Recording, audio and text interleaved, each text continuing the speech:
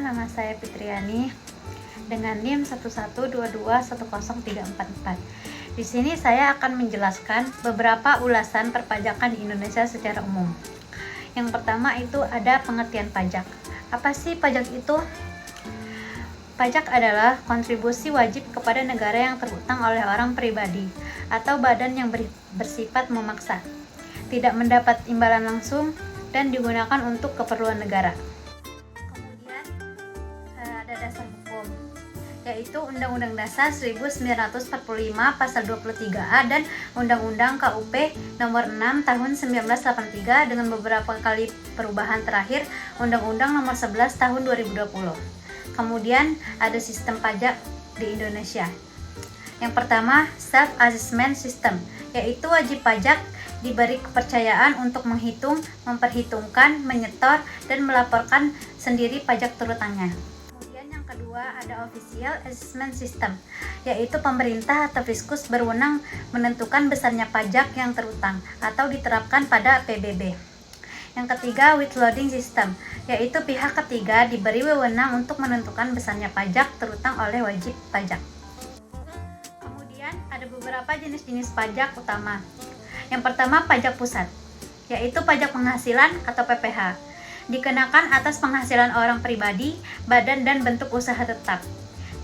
Seperti PPH 21, yaitu pajak atas penghasilan karyawan atau pegawai, PPH 22, pajak atas kegiatan impor dan pengadaan barang, PPH 23, pajak atas penghasil dari modal jasa atau kegiatan lain, PPH 25, angsuran pajak dalam tahun berjalan, PPH 26 yaitu pajak penghasilan untuk subjek pajak luar negeri. PPH badan tarif tunggal 22% atau akan turun menjadi 20% mulai dari 2022. PPH final tarif khusus untuk jenis usaha tertentu atau UMKM sebesar 0,5%. Yang kedua, ada pajak pertambahan nilai atau PPN, yaitu pajak atas konsumsi barang dan jasa dengan tarif umum sebesar 11% atau per April 2022.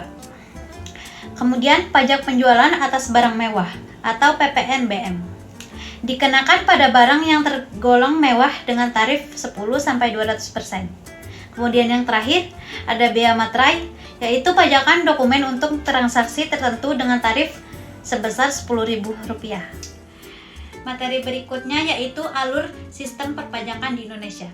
Yang pertama, penetapan kewajiban pajak. Setiap orang pribadi atau badan yang memiliki penghasilan atau objek lain harus mendaftarkan diri ke kantor pajak untuk mendapatkan nomor NPWP atau nomor pokok wajib pajak. Yang kedua, perhitungan dan pembayaran pajak atau self-assessment. Setelah terdaftar, wajib pajak menghitung sendiri berapa besar pajak yang harus dibayar. Ini berdasarkan penghasilan, transaksi jual beli, atau aktivitas usaha mereka. Wajib pajak membayar sendiri pajaknya ke bank yang ditunjuk pemerintah atau bank persepsi. Kemudian yang ketiga, pelaporan pajak. Setelah membayar, wajib pajak harus melaporkan pembayaran pajak tersebut kepada Direktorat Jenderal Pajak atau DJP melalui surat pemberitahuan tahunan atau SPT untuk PPH, SPT masa untuk PPN, dan pajak lainnya. Laporannya sekarang bisa melalui online lewat e-filing. Kemudian yang keempat, pemeriksaan dan pengawasan DJP melakukan pengawasan terhadap pelaporan dan pembayaran pajak wajib pajak. Jika ditemukan ketidaksesuaian, DJP bisa melakukan pemeriksaan pajak. Pemeriksaan ini bisa berujung pada koreksi atau perbaikan jumlah pajak, sanksi administratif, bahkan pidana jika ada pelanggaran berat. Kemudian yang terakhir, penyelesaian dan sanksi. Jika wajib pajak kurang bayar, harus segera melunasi kekurangannya, termasuk denda atau bunga. Jika merasa tidak setuju dengan hasil pemeriksaan pajak, pajak bisa mengajukan keberatan, banding ke pengadilan pajak, atau peninjauan kembali ke Mahkamah Agung.